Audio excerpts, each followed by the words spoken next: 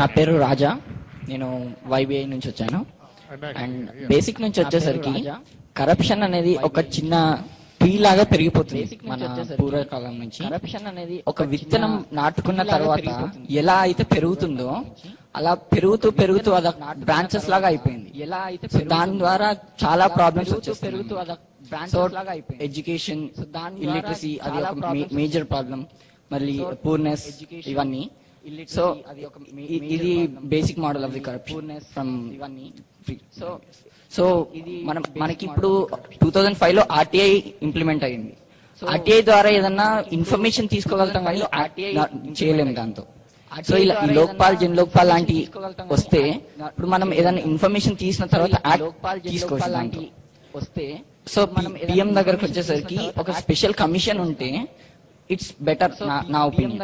ఎందుకంటే ఇప్పుడు పిఎం ని కూడా వి కాంట్ ట్రస్ట్ ఫుల్లీ. అలాని సేఫ్ గార్డ్స్ ఇవ్వకుంటే అది he's the major role. So కొన్ని సేఫ్ గార్డ్స్ ఇవ్వాలి, యాజ్ వెల్ యాజ్ కొన్ని కమిషన్స్ ఉండాలి. ఎందుకంటే మనం ఇప్పుడు డైరెక్ట్ ఎవరైనా ఇవ్వడానికి ఉండదు.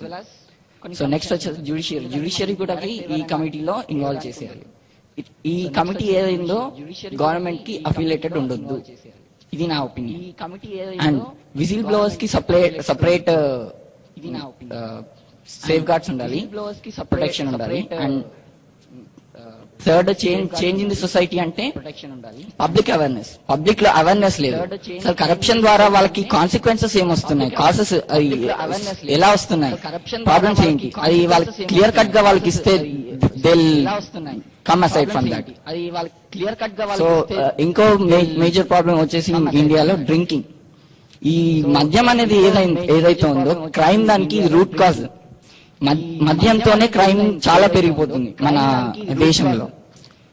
మద్యంతోనే క్రైమ్ ఇంకా అన్నా హజారే జైల్లో పెట్టారు. అన్నా హజారే జైల్లో పెట్టారు కానీ హజారో అన్నా గారిని ఇప్పుడు సృష్టించారు. అతను ఒక్క అన్నా హజారేని జైల్లో పెడితే వేలు వందలు కోట్లు ఇస్తున్నారు ఇప్పుడు. అలానే యువత 70% ఉంది మన దేశంలో. వరల్డ్ లో మనం top level in the population of youth.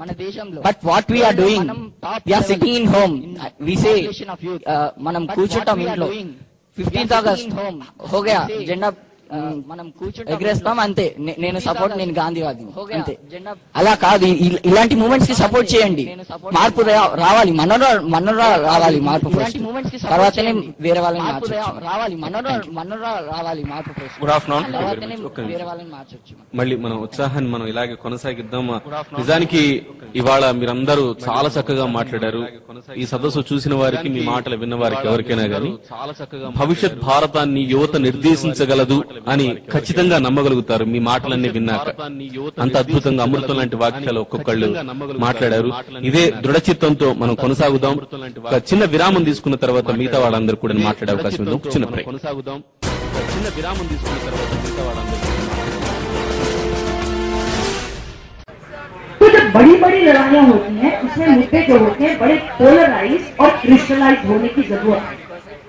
इसका ये मतलब नहीं है कि हम लोगों को आपस में अपने ग्रुप में डेमोक्रेटिक डिस्कशन, डिफरेंसेस जाए. उसके लिए अपना माइंड अलाइव रखना चाहिए. We should not be fundamentalist of Jan Lokpal. We should be open to further discussion in this.